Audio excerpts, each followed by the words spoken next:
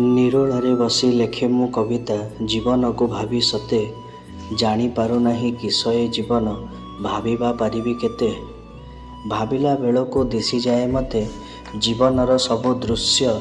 କର୍ମ ତ ମୋର ଅଦୃଶ୍ୟ ଗୁରୁ, ମୁଁ ତାହାର ଗୋଟେ ଶିଷ୍ୟ।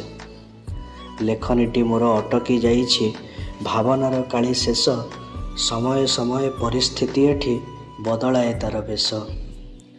ସ୍ମୃତିର ପ୍ରଦୀପ ଲିଭି ଆସିଲାଣି ଜଞ୍ଜାଳର ଗନ୍ତା ଘରେ, ତଥାପି ଗଡ଼ୁଛି ମୋ ଜୀବନ ରଥ ମାୟାର ଦୁଇ ଚକରେ।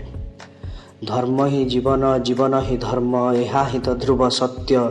ଏହି ସତ୍ୟ ଆଜି କ୍ଷଣଭଙ୍ଗୁର ଦେବ ପାଲଟିଛି ଦୈତ୍ୟ। ଅନୁଭବୀ ଆଜି ବୁଝୁନାହିଁ ଏଠି ଅନୁଭବର ବେଦନା, ଅଭାବ ରହିଛି ଅନୁଚିନ୍ତାର। ଶୁଣ ଆହେ ମୋ ଭାବନା, ଶୁଣ ଆହେ ମୋ ଭାବନା।